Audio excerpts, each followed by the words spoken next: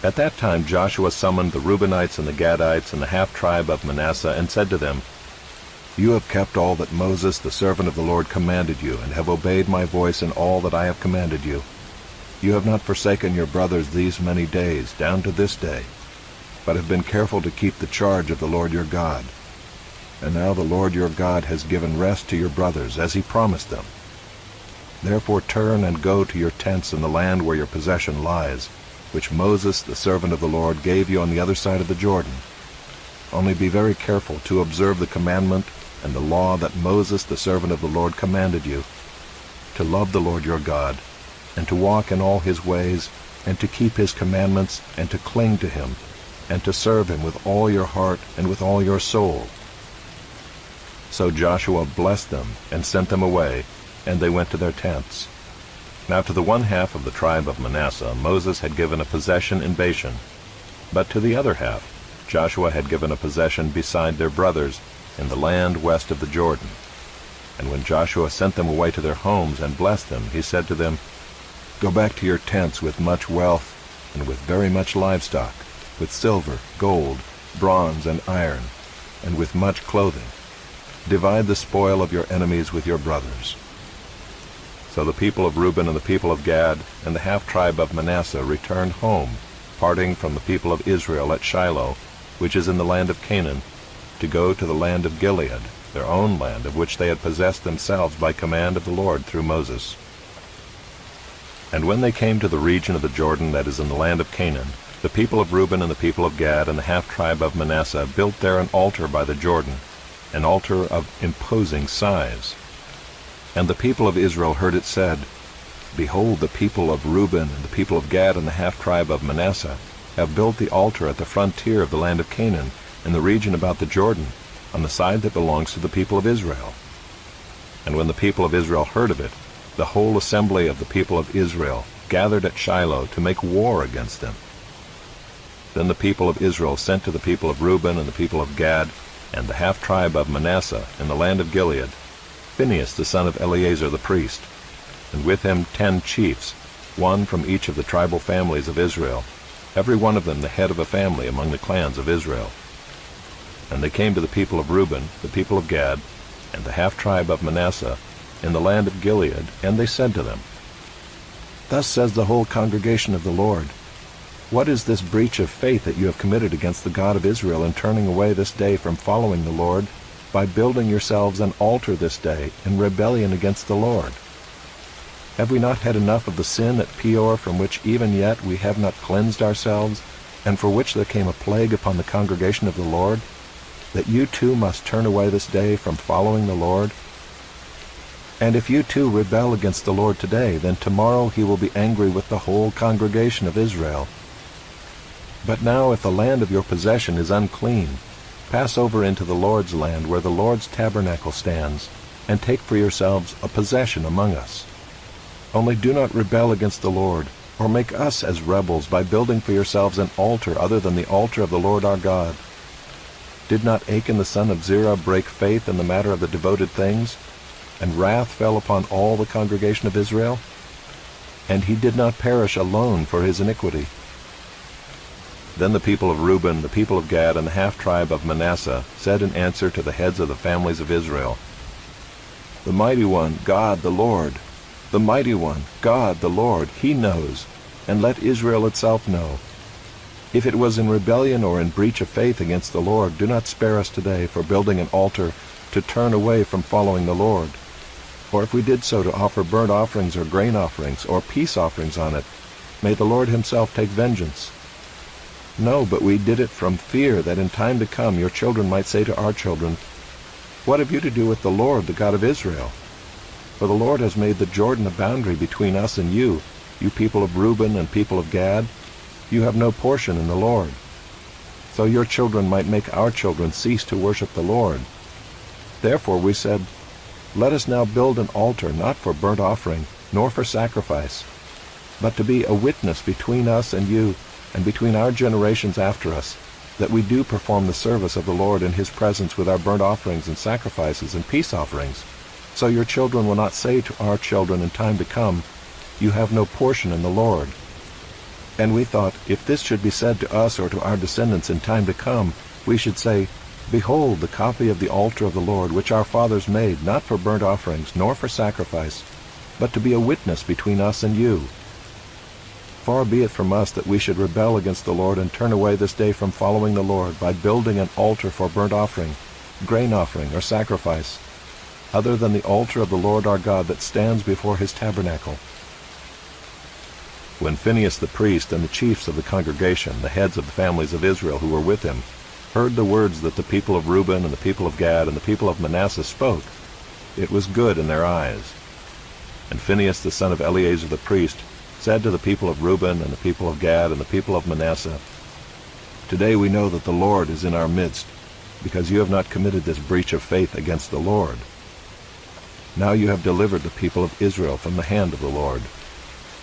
Then Phinehas the son of Eleazar the priest and the chiefs returned from the people of Reuben and the people of Gad in the land of Gilead to the land of Canaan, to the people of Israel, and brought back word to them. And the report was good in the eyes of the people of Israel. And the people of Israel blessed God, and spoke no more of making war against them to destroy the land where the people of Reuben and the people of Gad were settled. The people of Reuben and the people of Gad called the altar Witness. For, they said, it is a witness between us that the Lord is God. A long time afterward, when the Lord had given rest to Israel from all their surrounding enemies, and Joshua was old and well advanced in years, Joshua summoned all Israel, its elders and heads, its judges and officers, and said to them, I am now old and well advanced in years, and you have seen all that the Lord your God has done to all these nations for your sake. For it is the Lord your God who has fought for you. Behold, I have allotted to you as an inheritance for your tribes those nations that remain, along with all the nations that I have already cut off, from the Jordan to the great sea in the west. The Lord your God will push them back before you and drive them out of your sight.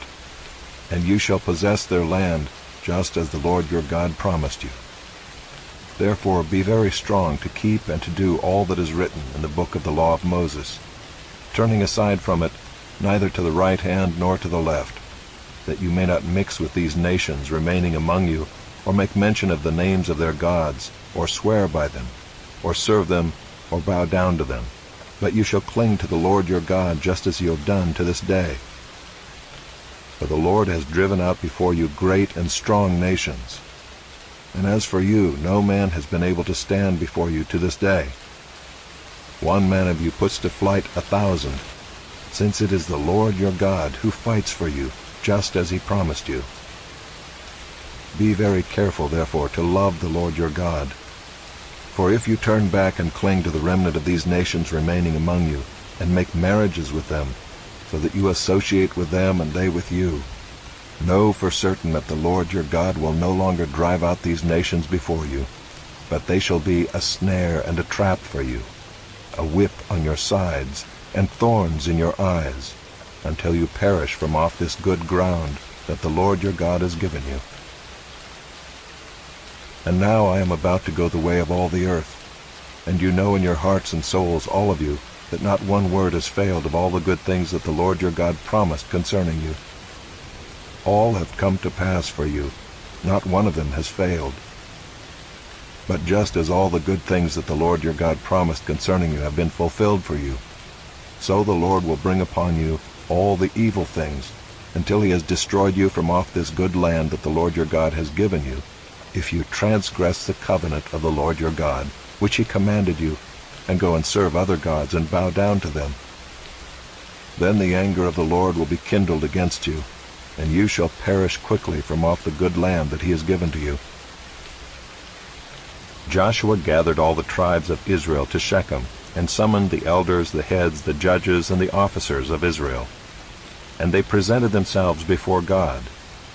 And Joshua said to all the people, Thus says the Lord, the God of Israel, Long ago your fathers lived beyond the Euphrates, Terah the father of Abraham and of Nahor, and they served other gods. Then I took your father Abraham from beyond the river, and led him through all the land of Canaan, and made his offspring many. I gave him Isaac, and to Isaac I gave Jacob and Esau. And I gave Esau the hill country of Seir to possess. But Jacob and his children went down to Egypt. And I sent Moses and Aaron, and I plagued Egypt with what I did in the midst of it, and afterward I brought you out. Then I brought your fathers out of Egypt, and you came to the sea, and the Egyptians pursued your fathers with chariots and horsemen to the Red Sea. And when they cried to the Lord, he put darkness between you and the Egyptians, and made the sea come upon them and cover them. And your eyes saw what I did in Egypt. And you lived in the wilderness a long time. Then I brought you to the land of the Amorites, who lived on the other side of the Jordan. They fought with you, and I gave them into your hand, and you took possession of their land, and I destroyed them before you. Then Balak the son of Zippor, king of Moab, arose and fought against Israel. And he sent and invited Balaam the son of Beor to curse you. But I would not listen to Balaam. Indeed, he blessed you. So I delivered you out of his hand. And you went over the Jordan and came to Jericho. And the leaders of Jericho fought against you, and also the Amorites, the Perizzites, the Canaanites, the Hittites, the Girgashites, the Hivites, and the Jebusites. And I gave them into your hand. And I sent the hornet before you, which drove them out before you, the 2 kings of the Amorites. It was not by your sword or by your bow. I gave you a land on which you had not labored, and cities that you had not built, and you dwell in them. You eat the fruit of vineyards and olive orchards that you did not plant. Now therefore fear the Lord, and serve him in sincerity and in faithfulness.